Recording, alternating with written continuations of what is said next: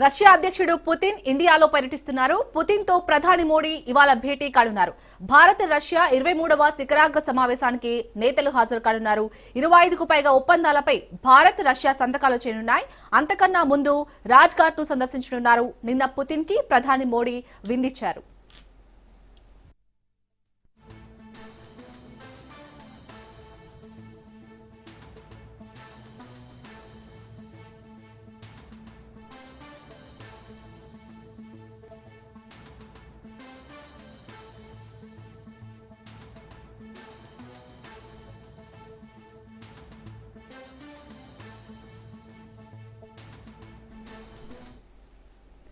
Bharat Russia దేశాల మధ్య రక్షణ సహకారం మరింత బలోపేతం కానుంది.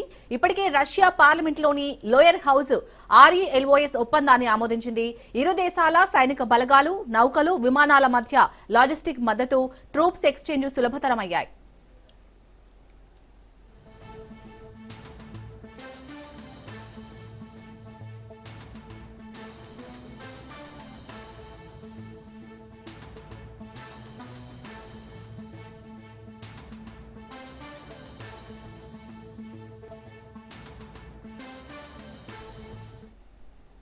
ప్రధాని మోడీతో పుతిన్ ఇవాళ జరిగే చర్చల్లో S-400 మిస్సైల్ సిస్టమ్ల అదనపు డెలివరీలు, Su-57 స్టెల్త్ ఫైటర్ జెట్ల కొనుగోలు, S-500 advanced air defence shield వంటి అంశాలు చర్చనీయాంశాల్లో ఉన్నాయి. 2018లో $5.4 బిలియన్ విలువైన S-400 ఒప్పందంలో ఇప్పటి వరకు 3 స్క్వాడ్రన్లు డెలివరీ అయ్యాయి. మిగిలిన 2 స్క్వాడ్రన్ల డెలివరీని వేగవంతం చేయాలని భారత్ డిమాండ్ చేస్తోంది.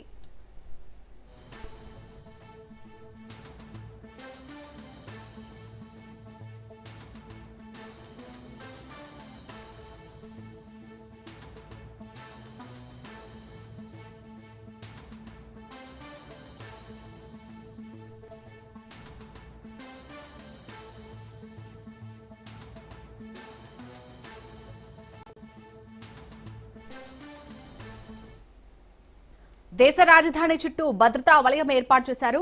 VVIP పర్యటనను దృష్టిలో ఉంచుకొని నగరమంతా హై అలర్ట్ లో ఉంచారు. స్పెషల్ వెపన్స్ అండ్ టాక్టిక్స్ బృందాలు, ఉగ్రవాద నిరోధక విభాగాలు, స్నిపర్లు, త్వరిత ప్రతిచర్య బృందాలతో కూడిన బహుళ స్థాయి భద్రతా గ్రిడ్ ఏర్పాటు చేశారు. 5,000 మందికి పైగా పోలీస్ సిబ్బందిని మోహరించారు.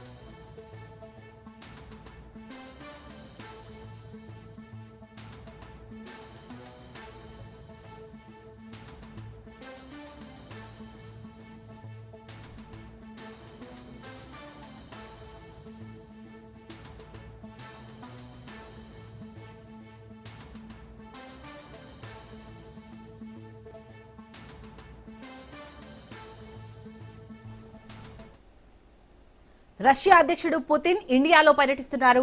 పుతిన్ తో ప్రధాని మోడీ ఇవాళ భేటీ కానున్నారు. భారత్ రష్యా 23వ శిఖరాగ్ర సమావేశానికి నేతలు హాజరు కానున్నారు. 25కు పైగా ఒప్పందాలపై భారత్ రష్యా సంతకాలు చేయనున్నాయి. అంతకన్నా ముందు రాజ్ఘాట్ ను సందర్శించనున్నారు.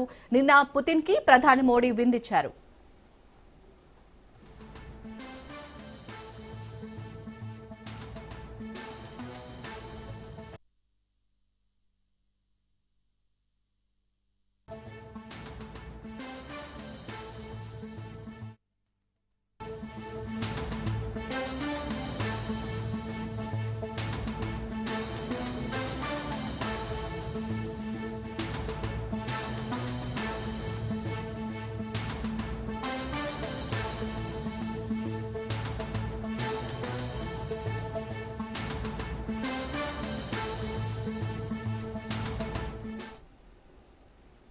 బ్రేకింగ్ న్యూస్ చూస్తున్నాం. శబరిమలలో ఉద్రిక్తత నెలకొంది. తెలుగు భక్తులపై స్థానిక వ్యాపారులు దాడి చేశారు.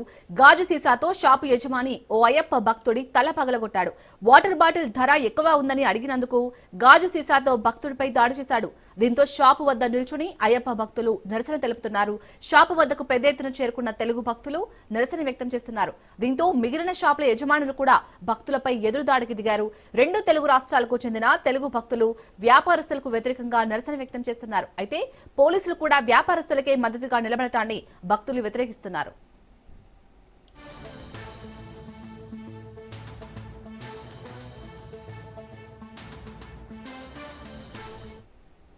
రైట్, ఇక ఇటు శబరిమలలో అయితే ఉద్రిక్తత నెలకొంది. తెలుగు భక్తులపై అయితే అక్కడ ఎవరైతే స్థానిక వ్యాపారులు ఉన్నారో వారైతే దాడి చేసినట్టుగా తెలుస్తుంది. దీనికి సంబంధించి పూర్తి డీటెయిల్స్ మా ప్రతినిధి సునీల్ అందిస్తారు. సునీల్, ప్రజెంట్ అక్కడ శబరిమలలో ఎలాంటి వాతావరణం ఉంది, అలాగే పోలీసులు కూడా అక్కడ వ్యాపారస్తులకే ఎందుకు సపోర్ట్ చేస్తున్నారు? ఎస్, ప్రతిసారి కూడా ఇదే తంతు కొనసాగుతూనే ఉంటుంది. గతంలో కూడా ఇలాంటి ఇష్యూస్ కూడా అనేక వివాదాలు కూడా జరిగినటువంటి సంఘటన, కానీ వాళ్ళ తీరు మాత్రం ఎప్పుడు కూడా మారడం లేదు. అక్కడ ఉన్నటువంటి పోలీసులు కూడా వారికి లోకల్గా ఉన్నటువంటి వారికి ఎక్కువగా సపోర్ట్ చేస్తుంటారు. ఈరోజు జరిగినటువంటి సంఘటన చాలామంది భక్తులు తీవ్ర ఆగ్రహం వ్యక్తం చేస్తున్నారు. అయ్యప్ప మాల వేసి దాదాపు 41 రోజులు సుదీర్ఘంగా పూజలు చేసి నియమ నిబంధనలతో అయ్యప్పని కొలిచిన తర్వాత ఇరుముడు కట్టుకొని శబరిమల దేవుణ్ణి దర్శించడం కోసం వెళ్తున్నటువంటి భక్తులు అక్కడ ఉన్నటువంటి వాటర్ బాటిల్ ధర, అంటే వాటర్ కొందామని బాటిల్ తీసుకుంటే మామూలు ధర ఒక వాటర్ బాటిల్ దాదాపు 20 రూపాయలు మాత్రమే ఉంటుంది. కానీ అక్కడ 50 నుంచి 100 రూపాయల పైగా వాటర్ బాటిల్ ధర తీసుకుంటున్నారంటే ఏ విధంగా దోచుకుంటున్నారో అయ్యప్ప భక్తుల్ని మనం దీన్ని బట్టి చూస్తే మనకు చాలా స్పష్టంగా ఉంటుంది. ప్రశ్నించినటువంటి అయ్యప్ప భక్తులపై అక్కడ ఉన్నటువంటి షాప్ యజమానులు అక్కడ ఉన్నటువంటి బాటిల్తో ఒక్కసారిగా తల మీద కొట్టడంతో భక్తులకు తీవ్ర గాయాలు కావడం జరిగింది. వారు ప్రస్తుతం అయితే చికిత్స పొందుతున్నారు.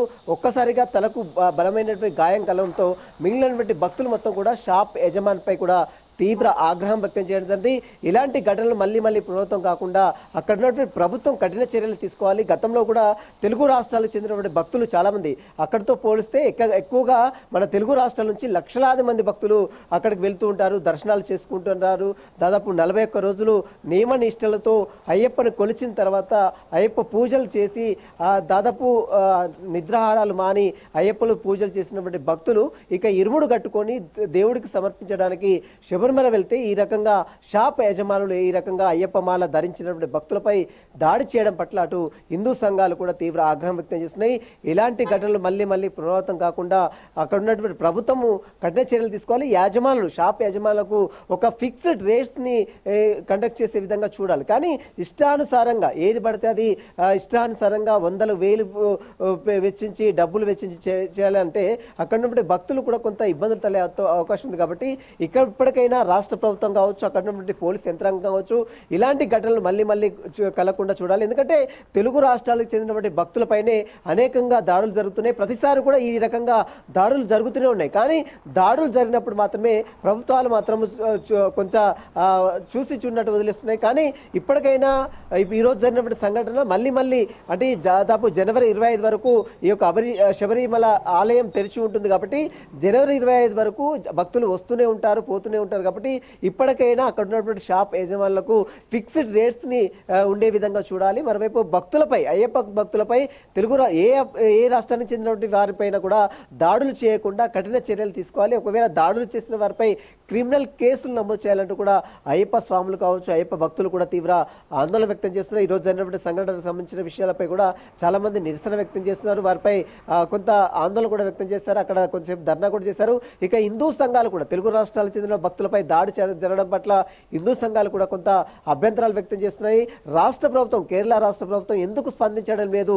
తెలుగు రాష్ట్రాలకు చెందినటువంటి అయ్యప్ప భక్తులపై దాడులు చేస్తూ ఉంటే ఎందుకు స్పందించలేదు? అక్కడ ఉన్నటువంటి పోలీసులు వారికి ఏ రకంగా ఒత్తాసు పలుకుతారు? ఇప్పటికైనా రాష్ట్ర ప్రభుత్వం స్పందించాలి, పోలీస్ శాఖ స్పందించాలి. దాడి చేసిన వ్యక్తిపై క్రిమినల్ కేసులు నమోదు చేసి కఠినంగా శిక్షించాలి. ఇలాంటి దాడులు మళ్ళీ జరగకుండా కఠిన చర్యలు తీసుకోవాలంటూ కూడా అయ్యప్ప భక్తులు డిమాండ్ చేస్తున్నారు. శాలిని. సునీల్, అలాగే మరి ఈ దాడిలో గాయపడిన అయ్యప్ప భక్తుడి పరిస్థితి ఏ విధంగా ఉంది? ఎస్, ప్రస్తుతం అయితే అయ్యప్ప భక్తుడిని స్థానికంగా ఫస్ట్ ఎయిడ్ చేయించారు. ప్రస్తుతం అయితే అతన్ని స్థానికంగా ఉన్నటువంటి హాస్పిటల్ కూడా తరలించారు. అతని కండిషన్ కొంత క్రిటికల్గా ఉన్నప్పుడు కూడా ఇప్పుడు ప్రస్తుతం అయితే తలకు బలమైన గాయం తాకింది, బ్లడ్ క్లాట్ అయితే చాలా సీరియస్ అయ్యే కండిషన్ ఉంది. కాబట్టి ఇకనైనా అక్కడ ఉన్నటువంటి భక్తులపై ఇలాంటి వ్యాపారులు, చిరు వ్యాపారులు దాడులు చేయడం సమంజసం కాదు. హిందూ సంఘాలు కూడా చాలా అభ్యంతరాలు వ్యక్తం చేస్తున్నాయి. తెలుగు రాష్ట్రాలకు చెందినటువంటి భక్తులపై ఈ రకంగా దాడులు చేయడం ఇది అసలు చూడగలను నేను. ఎందుకంటే గతంలో కూడా అనేక సంఘటనలు జరిగాయి. కానీ రాష్ట్ర ప్రభుత్వం ఇప్పటికైనా స్పందించాలి, కేరళ ప్రభుత్వం ఇప్పటికైనా స్పందించాలి, అక్కడ నుండి పోలీస్ యంత్రాంగం ఇప్పటికైనా స్పందించాలి. ఇలాంటి దాడులు మళ్ళీ జరిగితే మాత్రం కఠిన చర్యలు తీసుకుంటాము, తీవ్ర పరిణామాలు ఉంటాయని మాత్రం అక్కడ ఉన్నటువంటి భక్తులు కూడా అభ్యంతరాలు వ్యక్తం చేస్తున్నారు. Shalini. Right, thank you Sunil.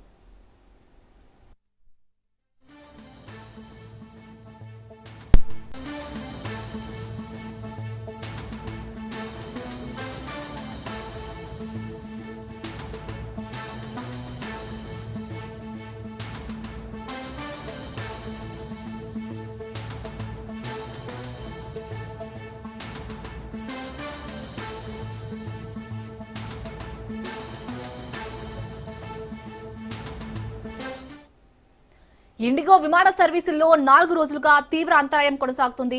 దేశంలో ఎయిర్పోర్ట్లన్నీ బస్టాండ్లను తలపిస్తున్నాయి. ఇండిగో విమాన సర్వీసుల్లో అంతరాయం కలగడంతో 4 రోజులుగా ప్రయాణికులు తీవ్ర ఇబ్బందులను ఎదుర్కొంటున్నారు. ఎయిర్పోర్ట్లో ప్రయాణికులు పడిగాపులు కాస్తున్నారు.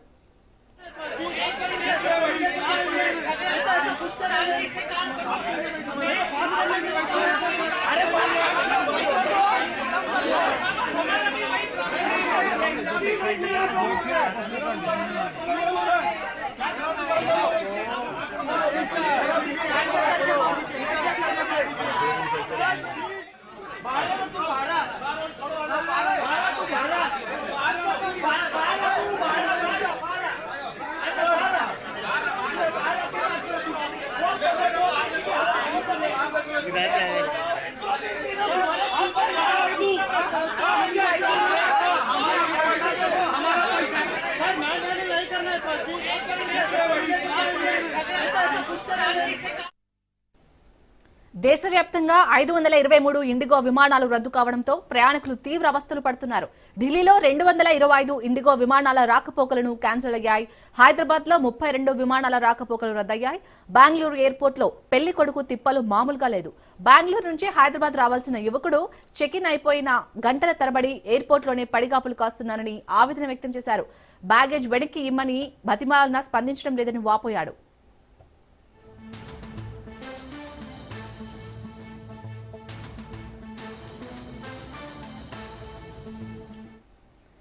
ఇండిగో విమాన సేవల్లో అంతరాయంపై రాహుల్ గాంధీ స్పందించారు. ఇండిగో వైఫల్యానికి ప్రభుత్వ గుత్తాధిపత్య నమూనాయే కారణమని రాహుల్ గాంధీ విమర్శించారు. విమాన ప్రయాణ ఆలస్యాలు, విమానాల రద్దుతో భారతీయులే మూల్యం చెల్లించుకుంటున్నారని రాహుల్ గాంధీ తెలిపారు. రైట్, ఇక ఇదే అంశానికి సంబంధించి పూర్తి డీటెయిల్స్ మా ప్రతినిధి పవన్ అందిస్తారు. పవన్, గత 4 రోజులవుతుంది ఇండిగో విమాన సర్వీసుల్లో అయితే అంతరాయం ఏర్పడి దీంతో ప్రయాణికులు ఇబ్బందులు పడుతున్నారు. మరి అక్కడికి వచ్చిన ప్రయాణికులకు ఏమైనా ఆల్టర్నేటివ్ గా చూపెడుతున్నారా? మొత్తానికి చూస్తే ఇండిగో సంబంధించిన ఫ్లైట్స్ అన్నీ కూడా ఆ సర్వీస్లో అంతరాయం కొనసాగుతుంది. ముఖ్యంగా ఈ యొక్క సేవల్లో చూస్తే మాత్రము ఈ యొక్క సర్వర్లకు సంబంధించి సాంకేతిక లోపం కావచ్చు, అంతేకాకుండా సిబ్బందికి సంబంధించిన కొరత నేపథ్యంలో ఈ యొక్క విమాన సంబంధించిన సర్వీసులు పూర్తిగా అంతరాయం కలుగుతుంది. ముఖ్యంగా చూస్తే మాత్రం ఇప్పటికైతే ఆ ఇండిగోకి సంబంధించిన ఫ్లైట్స్ అన్నీ కూడా 523 ఫ్లైట్స్ అంతా కూడా ఆలస్యంగా దీనికి సంబంధించి కూడా బయటదేలుతున్నాయి. కొన్ని విమానాలు అయితే రద్దు కూడా అయిన పరిస్థితి చూస్తున్నాం. ముఖ్యంగా చూస్తే హైదరాబాద్, అంతేకాకుండా ఢిల్లీ, అహ్మదాబాద్, గుజరాత్, బెంగళూరు, ముంబై ఈ యొక్క ప్రాంతాలకు సంబంధించిన విమానాలు చాలా కూడా రద్దయిన పరిస్థితి కూడా చూస్తున్నాము.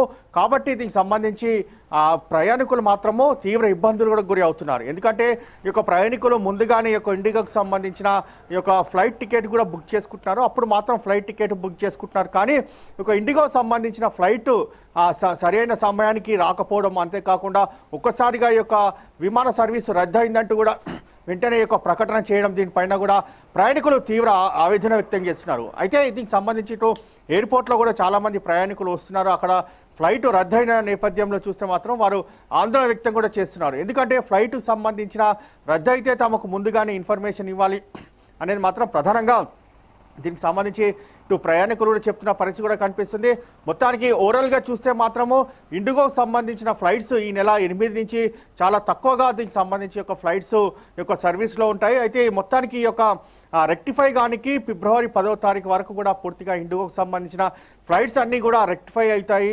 సాంకేతిక లోపం కావచ్చు, ఇతర సంబంధించిన అన్ని లోపాలను కూడా పూర్తిగా గుర్తించి కరెక్ట్ సమయానికి యొక్క సర్వీసులు అందే విధంగా కూడా ఫిబ్రవరి 10 తారీఖు కల్లా పూర్తిగా అందుబాటులోకి తీసుకొస్తామని చెప్పి కూడా ప్రధానంగా దీనికి సంబంధించి ఇండిగోకి సంబంధించిన ఫ్లైట్స్ ఆ యజమానులు కూడా చెప్తున్న పరిస్థితి కనిపిస్తుంది. ఓవరాల్గా మాత్రము వివిధ ఎయిర్పోర్ట్లో మాత్రం ప్రజలు మాత్రం తీవ్ర ఇబ్బందులకు గురి అవుతున్నారు. ఎందుకంటే ముందుగానే ఒక గమ్యస్థానానికి ఫ్లైట్ టికెట్ బుక్ చేసుకున్నా కానీ అక్కడ ఒక్కసారిగా వచ్చిన వెంటనే యొక్క ఫ్లైట్స్ రద్దయిన తెలిసిన వెంటనే వారు ఆందోళన వ్యక్తం చేస్తున్నారు. అంతేకాకుండా తమకు ముందుగా సమాచారం ఇవ్వాల్సిందే అనేది మాత్రం.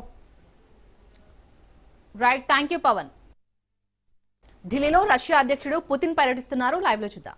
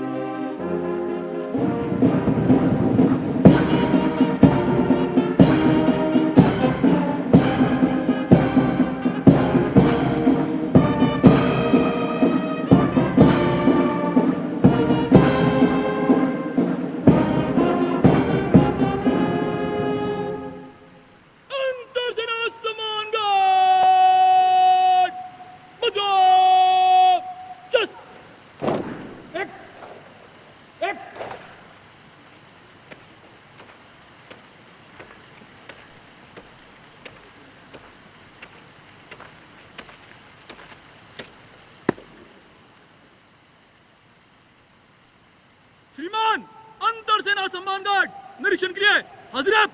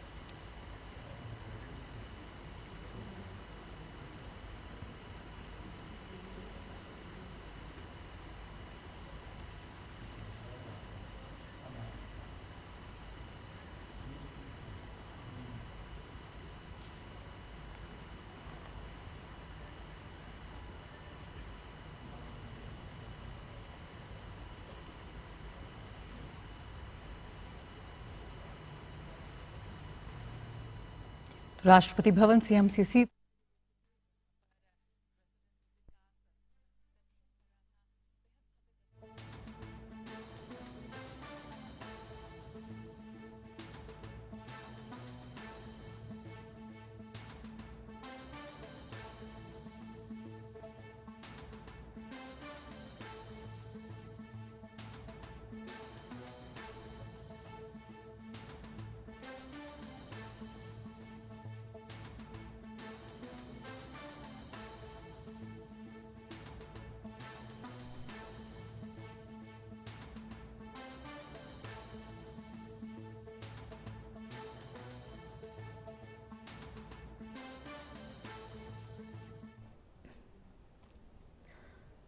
భారత్లో రష్యా అధ్యక్షుడు పుతిన్ పర్యటిస్తున్నారు. రాష్ట్రపతి భవన్లో అయితే పుతిన్ కి అధికారిక స్వాగతం పలికారు. సో దగ్గరుండి ప్రధాని నరేంద్ర మోడీ అలాగే రాష్ట్రపతి ద్రౌపది ముర్ము కూడా పుతిన్ కి ఘన స్వాగతం పలికారు. సో గౌరవ వందనం స్వీకరించారు రష్యా అధ్యక్షుడు పుతిన్. అలాగే హైదరాబాద్ హౌస్ లో అయితే శిఖరాగ్ర సమావేశం జరగనుంది. ఇవాళ భారత రష్యా మధ్య 25 ఒప్పందాలు జరగనున్నాయి. ఇక పుతిన్ మాత్రం రాజ్ ఘాట్ ను సందర్శించనున్నారు.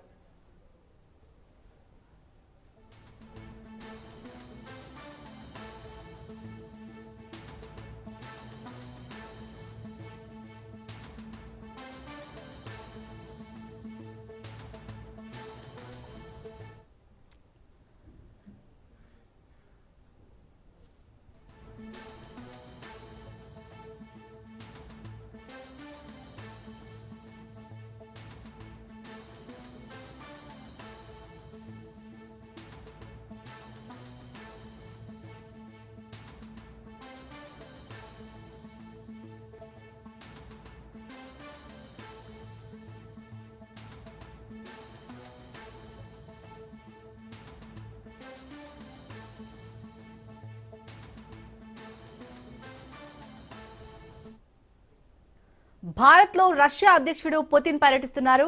రాష్ట్రపతి భవన్లో పుతిన్ కు అధికారిక స్వాగతం పలికారు. దగ్గరుండి ప్రధాని మోడీ అలాగే రాష్ట్రపతి ద్రౌపది ముర్ము కూడా ఇటు పుతిన్ కు స్వాగతం పలికారు. సో పుతిన్ రష్యా అధ్యక్షుడు పుతిన్ అయితే గౌరవ వందనం స్వీకరించారు. సో హైదరాబాద్ హౌస్ లో శిఖరాగ్ర సమావేశం జరగనుంది. భారత్ రష్యా మధ్య 25 ఒప్పందాలు జరగనున్నాయి. రాజ్ ఘాట్ ను పుతిన్ సందర్శించనున్నారు.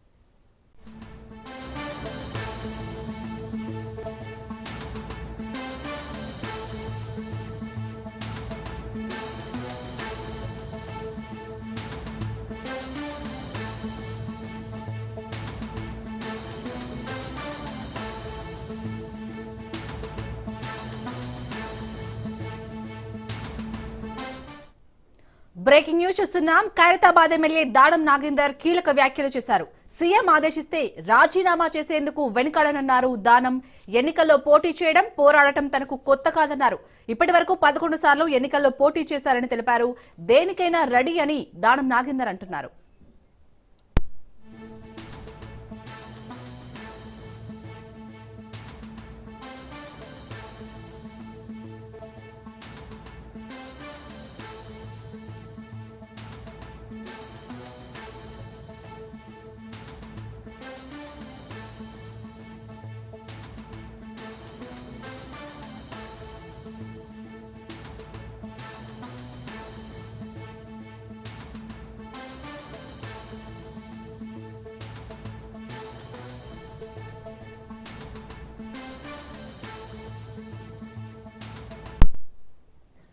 ఖైరతాబాద్ ఎమ్మెల్యే దానం నాగేందర్ కీలక వ్యాఖ్యలు చేశారు. సీఎం ఆదేశిస్తే రాజీనామా చేసేందుకు వెనుకాడనన్నారు దానం. ఎన్నికల్లో పోటీ చేయడం, పోరాడటం తనకు కొత్త కాదన్నారు. ఇప్పటి వరకు 11 సార్లు ఎన్నికల్లో పోటీ చేశారని తెలిపారు. దేనికైనా రెడీ అని దానం నాగేందర్ అంటున్నారు.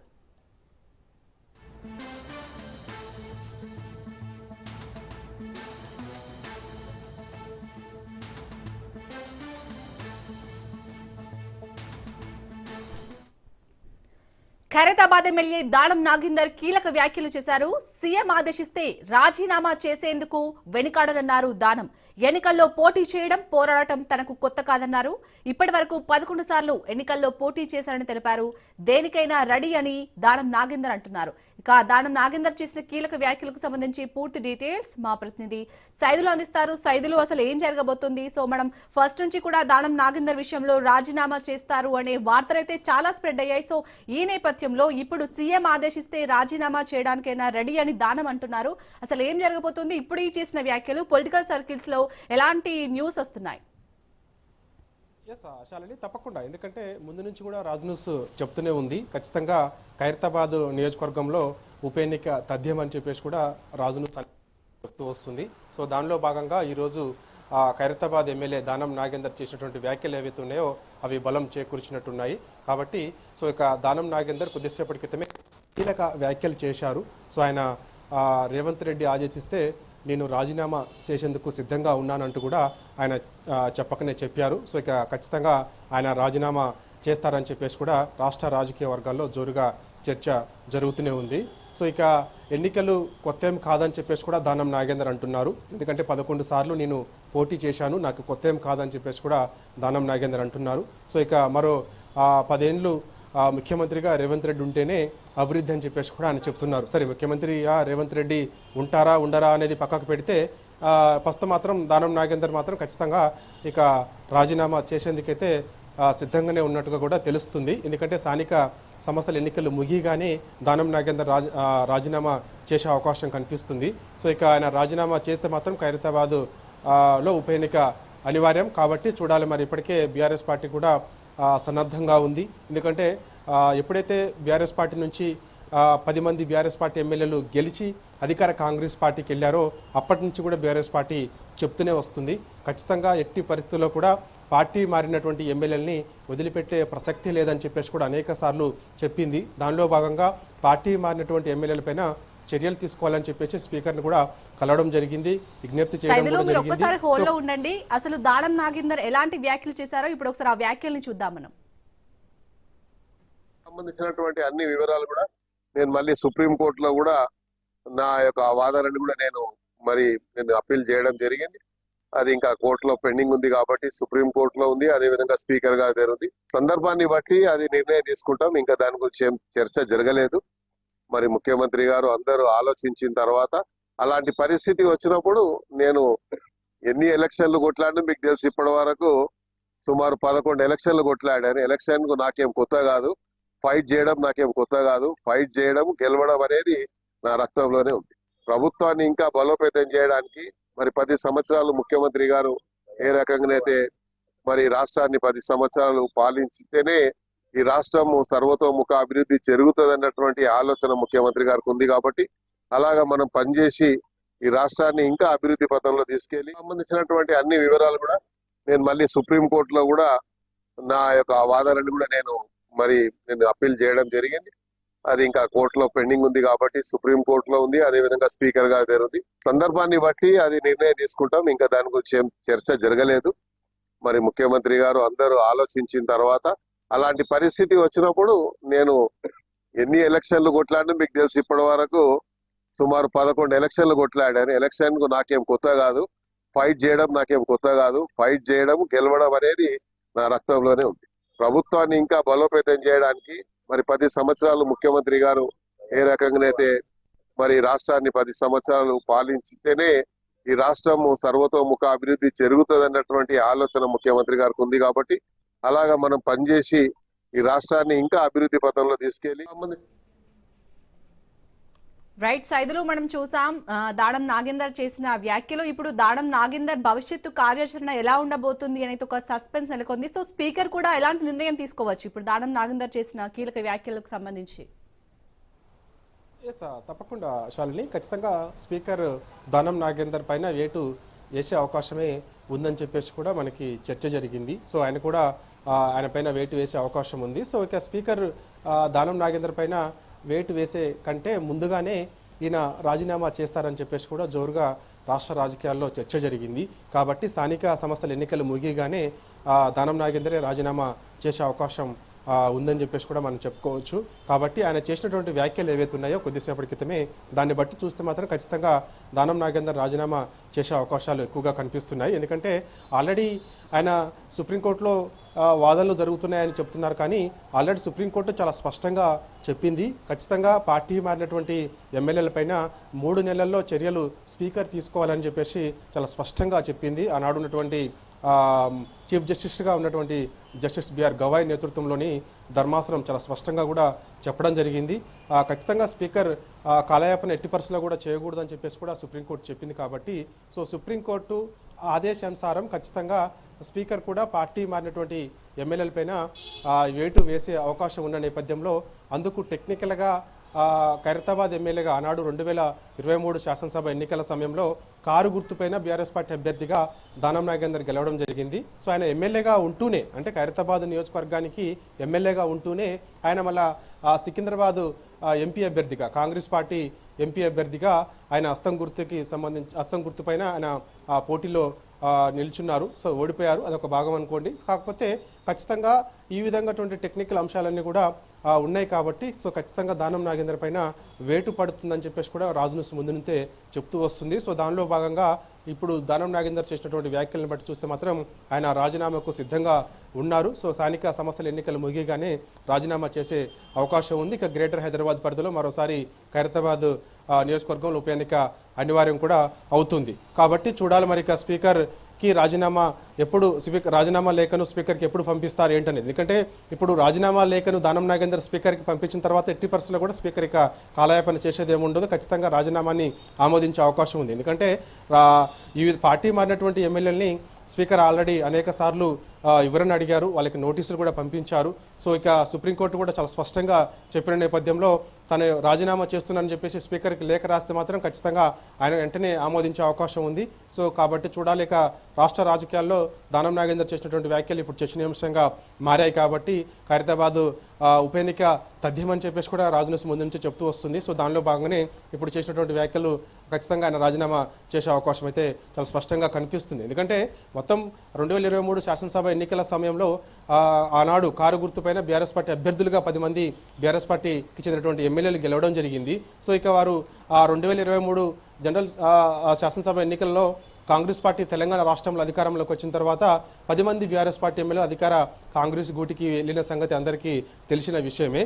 కాబట్టి సో వారిపైన ఖచ్చితంగా చర్యలు తీసుకోవాలని చెప్పేసి స్పెషల్ పిటిషన్, అదేవిధంగా రిట్ పిటిషన్ కూడా సుప్రీంకోర్టులో బీఆర్ఎస్ పార్టీ దాఖలు చేసిన సంగతి అందరికీ తెలిసిన విషయమే. అనేక సార్లు స్పీకర్ని కలిసి వారిపైన వేటు వేయాల్సిందే, అనర్హత వేటు వేయాల్సిందని చెప్పేసి కూడా అనేక సార్లు కలిసి స్పీకర్కి విజ్ఞప్తి చేస్తున్నటువంటి బీఆర్ఎస్ పార్టీ చెందినటువంటి ఎమ్మెల్యేలు విజ్ఞప్తి చేశారు. సో ఆ విషయం కూడా అందరికీ తెలిసిన విషయమే. కాబట్టి సో ఖచ్చితంగా దానం నాగేందర్ టెక్నికల్గా ఎవిడెన్స్ తోటి ఆల్రెడీ ఆయన కారు గుర్తుపైన బీఆర్ఎస్ పార్టీ అభ్యర్థిగా గెలవడం, అదేవిధంగా మళ్ళా హస్తం గుర్తు కాంగ్రెస్ పార్టీ అభ్యర్థిగా సికింద్రాబాద్ పార్లమెంట్ ఎంపీగా ఆయన పోటీ చేయడం. సో ఇవన్నీ కూడా చూస్తే మాత్రం ఖచ్చితంగా ఆయన పైన వేటు వేసే అవకాశం ఉందని చెప్పేసి కూడా ముందు నుంచి మనం చెప్తూనే ఉన్నాం. దానిలో భాగంగా ఇప్పుడు వేటు వేస్తారు.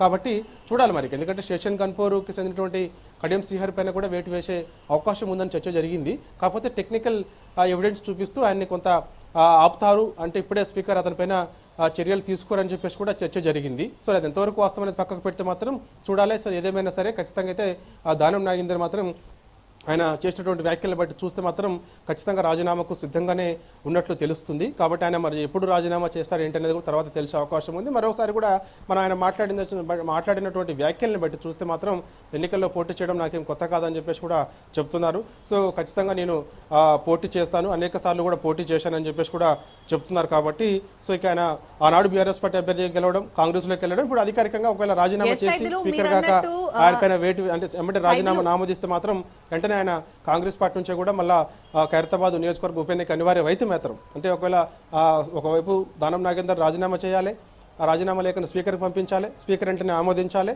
సో తర్వాత మళ్ళా మనకి స్టేట్ మన మన మన జాతి మన దేశ ఎన్నికల సంఘం వెంటనే మనకి 6 నెలల్లోపు ఉప ఎన్నిక నిర్వహించాల్సి ఉంటుంది కాబట్టి సో అప్పుడు ఖచ్చితంగా మనం ఆ యొక్క ఉప ఎన్నిక అనివార్యం కాబోతుంది కాబట్టి సో ఆయన కాంగ్రెస్ పార్టీ నుంచి కూడా మళ్ళీ పోటీ చేసే అవకాశం అయితే ఉంది. కానీ బీఆర్ఎస్ పార్టీ మాత్రం ఈసారి ఖచ్చితంగా మొదటి నుంచి కూడా చెప్తూ వస్తుంది ఖైరతాబాద్ ఉప ఎన్నిక అనివార్యం అవుతుంది కాబట్టి సో సిద్ధంగా ఉండాలని చెప్పేసి కూడా కేడర్ని బలోపేతం చేయడం, అనేక సార్లు సభలు సమావేశాలు కూడా పెట్టడం.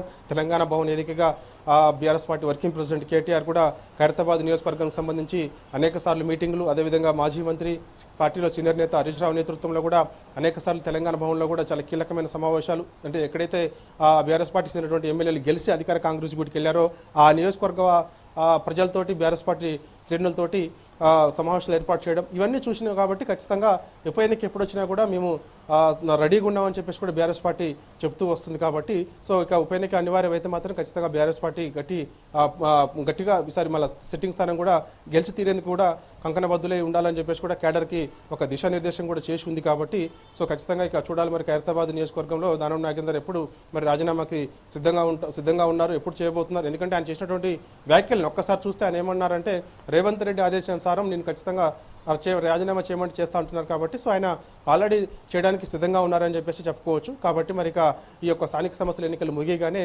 దానం నాగేందర్ రాజీనామా చేసే అవకాశం అయితే ఎక్కువగా ఉంది కాబట్టి సో ఇక ఆయన రాజీనామా చేసిన తర్వాత ఖచ్చితంగా ఉప ఎన్నిక అనివార్యం అయితే మాత్రం సో ఇక చూడాలి. రాష్ట్ర రాజకీయాల్లో మాత్రం ఈ రోజు చేసినటువంటి వ్యాఖ్యలు ఏవైతే ఉన్నాయో అవి కొంత చర్చనీయాంశంగా మారాయి. దానం నాగేందర్ చేసినటువంటి వ్యాఖ్యలు ఇప్పుడు అన్ని రాజకీయ పార్టీల్లో చర్చనీయాంశంగా మారాయి. ఎందుకంటే ఆనాడు ఈ యొక్క పార్టీ మారినటువంటి ఎమ్మెల్యేలు ఎట్టి పరిస్థితుల్లో కూడా వదిలిపెట్టే ప్రసక్తి లేదని చెప్పేసి కూడా బీఆర్ఎస్ పార్టీ అనేక సార్లు చెప్తూ వస్తుంది కాబట్టి సో దానిలో భాగంగానే సుప్రీంకోర్టు కూడా చాలా సీరియస్గా ఉంది. ఎందుకంటే పార్టీ ఫిరాయించినటువంటి ఎమ్మెల్యేలకు సంబంధించి ఖచ్చితంగా స్పీకర్ చర్యలు తీసుకోవాల్సిందని చెప్పేసి కూడా సుప్రీంకోర్టు చాలా స్పష్టంగా చెప్పిన నేపథ్యంలో ఇప్పుడు ఇది ఒక పార్టీ ఒక పార్టీ నుంచి గెలిచి మరో పార్టీలోకి వెళ్తున్నటువంటి అభ్యర్థి ప్రజాప్రతినిధులు ఎవరైతే ఉంటారో వారికి ఇది గట్టి దెబ్బ అని చెప్పదు. ఎందుకంటే వాస్తవంగా ఒక పార్టీ నుంచి గెలిచి మరో పార్టీలోకి మనకి గతం నుంచి చూస్తున్నాం, అది అనేక గత ఏళ్ల నుంచి కూడా చూస్తున్నాం. మనం ఒక పార్టీ నుంచి గెలవడం వెంటనే అధికారం ఉంది, మేము అభివృద్ధి కోసం వేరే పార్టీలోకి వెళ్తున్నాం అని చెప్పేసి కూడా చెప్పి అధికార పార్టీలోకి వెళ్ళడం ఇది కామన్గా అయిపోయింది కాబట్టి సో ఇప్పుడు సుప్రీంకోర్టు కూడా ఈ విధంగా పార్టీ ఫిరాయించడం సరైనది కాదని చెప్పేసి కూడా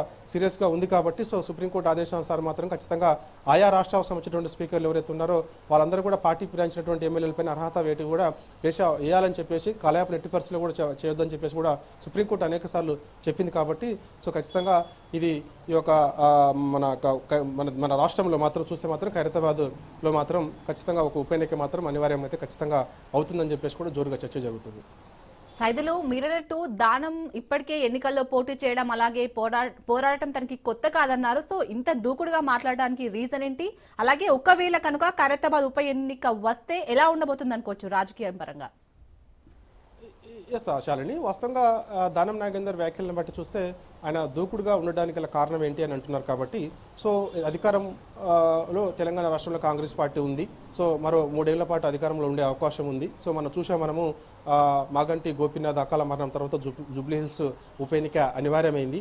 సో అప్పుడు వ్యవస్థలన్నింటినీ కూడా మేనేజ్ చేశారు అధికార కాంగ్రెస్ పార్టీ, అధికార దుర్వినియోగానికి పాల్పడింది, రిగ్గింగ్ చేశారు, ఇలాంటి ఆరోపణలు అనేకం వచ్చాయి జూబ్లీహిల్స్ నియోజకవర్గంలో. అంటే బీఆర్ఎస్ పార్టీ సిట్టింగ్ స్థానం ఖచ్చితంగా గెలిచి తీరుతుందని చెప్పేసి సర్వేలు వచ్చినప్పటికీ కూడా అధికార దుర్వినియోగానికి కాంగ్రెస్ పాల్పడింది, ఆ విధంగా ఓటర్లను మభ్యపెట్టారు, సో గెలిచారనేది చర్చ జరిగింది. సో ఆ విధంగా ఉన్నది కాబట్టి సో ఇప్పుడు కూడా దానం నాగేందర్ వ్యాఖ్యలను బట్టి చూస్తే ఆయన అంత దూకుడుగా మాట్లాడడానికి కారణం ఏంటంటే ఒకవైపు తెలంగాణ రాష్ట్రంలో కాంగ్రెస్ పార్టీ అధికారంలో ఉండడం, మరోవైపు సో ఆయన ముఖ్యమంత్రి రేవంత్ రెడ్డికి సన్నిహితంగా ఉంటాడని చెప్పేసి చెప్పడం. సో ఉప ఎన్నిక ఒకవేళ ఆయన రాజీనామా చేసి స్పీకర్ వెంటనే ఆమోదించిన ఉప ఎన్నిక అనివార్యమైనప్పటికీ సో ఆయన ఖైరతాబాద్ నియోజకవర్గ ప్రజలకి ఆయన సుపరిచితుడు అని చెప్పేసి ఆయన తప్ప ఖైరతాబాద్లో ఎవరు గెలవరని చెప్పేసి ఈ విధంగా తనకు తానే అనుకుంటున్నారా లేకపోతే ప్రజలు అనుకుంటున్నారా అని పక్క పెడితే మాత్రం ఆ విధంగా ఎందుకు ఆయన దూకుడుగా మాట్లాడారని కూడా మనం చెప్పుకోవచ్చు. సో అందుకని మాత్రం ఖచ్చితంగా ఖైరతాబాద్ నియోజకవర్గ ప్రజలు ఈసారి ఖచ్చితంగా, ఎందుకంటే అనేక సార్లు ఆయన యాట్రిక్ ఎమ్మెల్యేగా ఖైరతాబాద్ నుంచి గెలిచినప్పటికి కూడా సో అధికారంలో ఉన్న పార్టీలోకి వెళ్తున్నారని చెప్పేసి ఈసారి ఖైరతాబాద్ ప్రజలు కూడా ఒక నిర్ణయానికి వచ్చారని కూడా చర్చ జరుగుతుంది.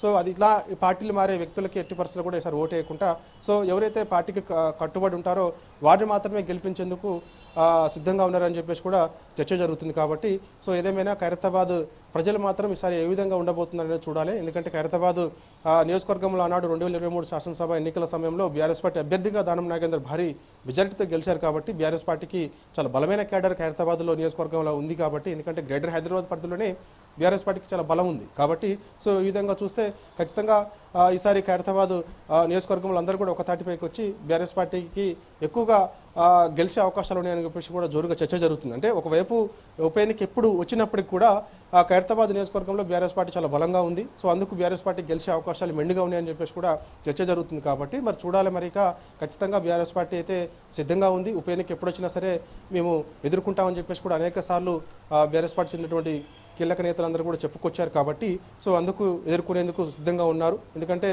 జూబ్లీ హిల్స్లో అధికార దుర్వినియోగానికి పాల్పడినటువంటి కాంగ్రెస్ మరోసారి ఇక్కడ కూడా అధికార దుర్వినియోగం పాల్పడదా అనేది పక్కకు పెడితే మాత్రం ఖచ్చితంగా అధికారంలో ఉన్నాము, మరో 3 ఏళ్ల పాటు అధికారంలో ఉండబోతుంది కాంగ్రెస్ పార్టీ. సో అని చెప్పేసి ఆ విధంగా అది చూసుకొని మాత్రమే ఒకవేళ దానం నాగేందర్ ఆయనతో దూకుడుగా మాట్లాడి ఉండొచ్చు అని చెప్పేసి కూడా రాష్ట్ర రాజకీయాల్లో కూడా రాజకీయ విశ్లేషకులు కూడా చాలామంది ఈ విధంగా చర్చించుకుంటున్నటువంటి సిచ్యువేషన్ అయితే కనిపిస్తుంది. సైదులు అలాగే ఇప్పుడు దానం నాగేందర్ చేసిన కీలక వ్యాఖ్యలకు సంబంధించి బీఆర్ఎస్ నుంచి ఎవరైనా రెస్పాండ్ అయ్యారా? శాలిని, ప్రస్తుతం అయితే దానం నాగేందర్ చేసినటువంటి వ్యాఖ్యల పట్ల బీఆర్ఎస్ పార్టీ నాయకులు ఇంకా ఎక్కడ స్పందించలేదు. ఎందుకంటే చూడాలి, మనం ప్రస్తుతం తెలంగాణ భవన్లోనే ఉన్నాం.